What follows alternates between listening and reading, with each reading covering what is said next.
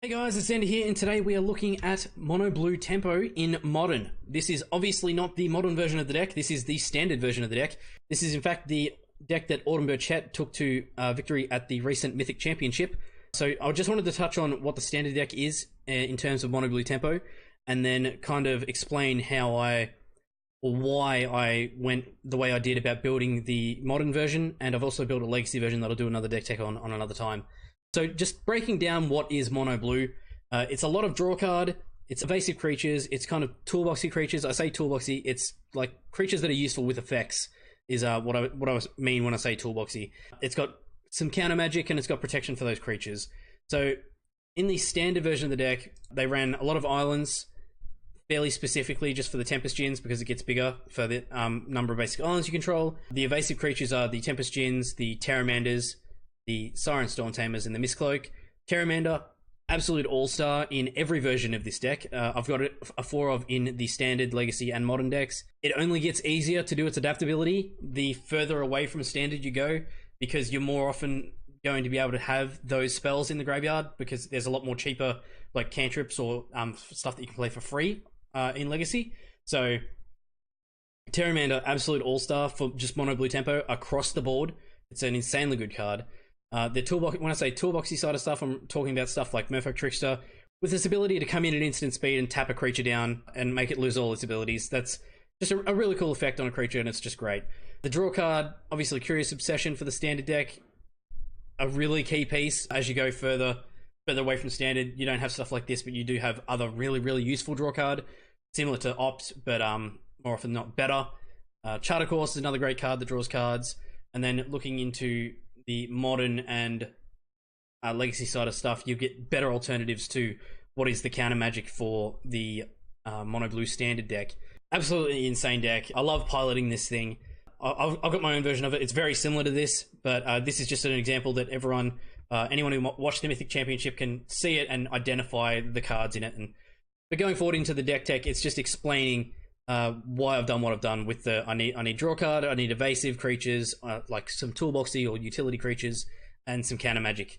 So let's see what I come up with for the modern version of it. So this is the modern version of Mono Blue Tempo. If you're familiar with modern, you'll identify the cards immediately. For those of you who aren't, I'm going to read the cards out anyway.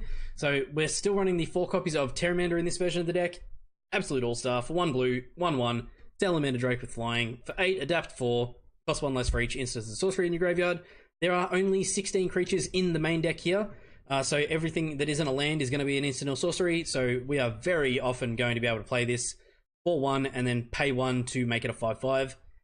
Absolute all-star, love the card, it's great. Something very similar in terms of power range, because of that it transitions just as well across all the formats, is the 4 copies of Delver of Secrets, which is for 1 blue. It's a 1/1, but at the beginning of your upkeep you reveal the top card, or you may reveal the top card of your library. And then if it's an instant or sorcery card, you can flip it. There's a shitload of instant sorceries in this deck, so very often we're going to be able to flip it. When it's flipped, it becomes a 3/2 with flying. So it's at a 1 cost, more often than not, going to be a 3/2 flyer.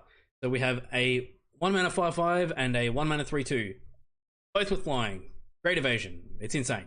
Going into modern, we also had to add the 4 copies of Snapcaster Mage.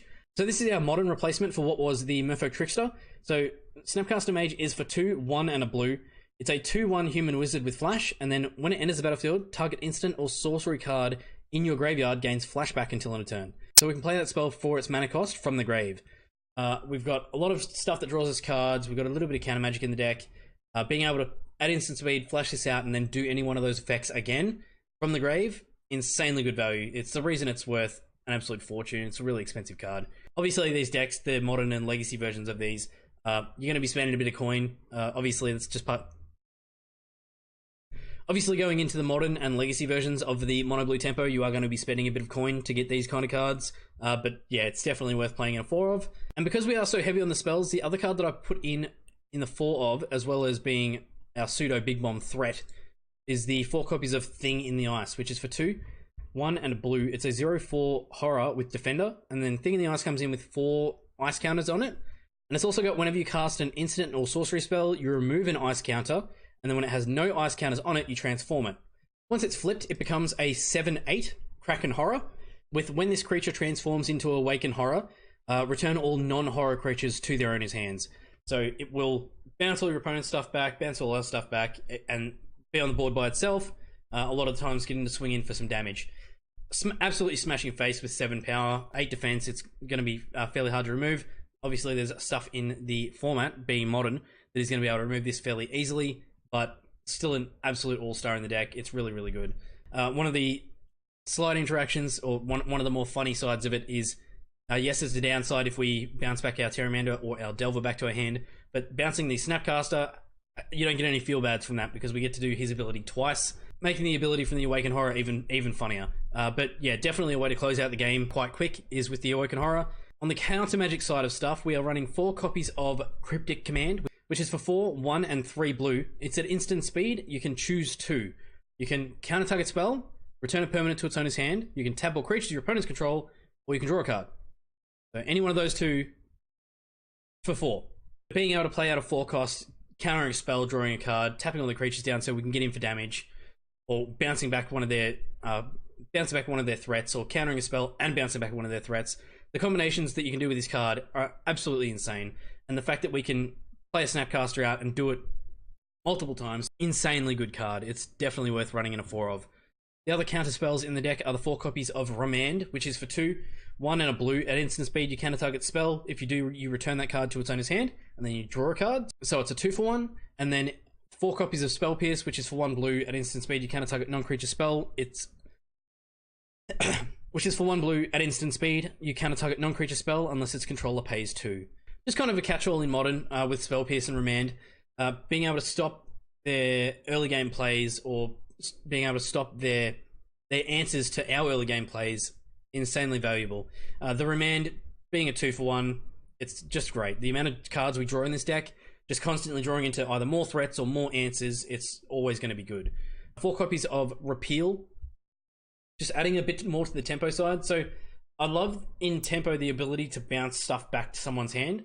So just completely negating the fact that they spent any mana at all to do something, because now they've got to go and do it all again. It's one of my more favorite things to do in Magic. So Repeal is for X and 1 blue.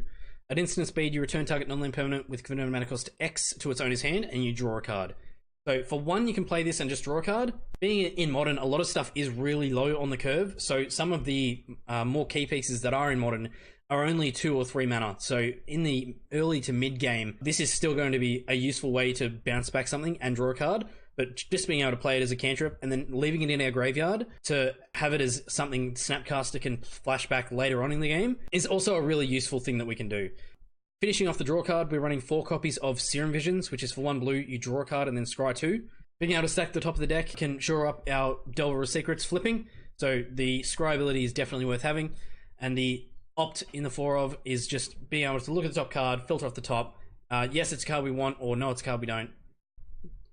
Yes, it's a card we want, or put it on the bottom because we don't. For 1 blue, at instant speed, you scry 1 and draw. Just a great cantrip. And then just touching on the land base here, we're running 4 copies of Misty Rainforest, which is tap, pay 1 life, sack it to search your library for a forest or island. 4 copies of Polluted Delta, which is the same but for island or swamp. So obviously we're going to be using these to fetch any one of the 12 islands that are in the deck here. Touching on the sideboard here. For the Graveyard Hate, we're running 3 copies of Relic of Progenitus, which is pay 1, which is an artifact for 1. It's got tap, target player exiles a card from their graveyard, or you can pay 1, exile it to exile all cards from all graveyards and draw a card. A lot of graveyard decks are in the Modern format at the moment, so this is definitely worth running. 3 copies of Echoing Truth, which is for 2, 1 and a blue. At instant speed, you return target non-land permanent and all other permanents with the same name as that permanent to its owner's hand. 2 copies of Disdainful Stroke, just adding to the counter magic, which is for 2, 1 and a blue. At instant speed, you counter target spell with converted mana cost 4 or greater. Some removal in the form of Dismember, which is for 1 and 2 for Phyrexian Black, so obviously we'll be paying life to play this. Its target creature gets -5/-5 until end of turn. Just answering those big bomb threats that are in the Modern format. At instant speed, if they're playing a lot of creatures that are an absolute pain in the ass to us, you definitely want to be considering throwing something like this in the deck just to be able to answer those. And finishing off the sideboard here, the last of the counter magic as well, is 2 copies of Negate, which just counters target non-creature spell at instant speed for 2, and 2 copies of Spell Snare, which is for 1 blue. At instant speed, you counter target spell with converted mana cost 2. This is definitely one of the key counter spells that you will see pop up and definitely worth running in the sideboard. So that is the sideboard, and that is the main board, and this has been Mono Blue Tempo in Modern. Thanks for watching, guys. As always, don't forget to like, share, subscribe, and hit the bell icon to see new videos as they were released. If you like what I do and you want to support the channel, you can throw me $1 on my Patreon at patreon.com/ZandersQuest. And I will see you guys in the next video. Keep questing, guys.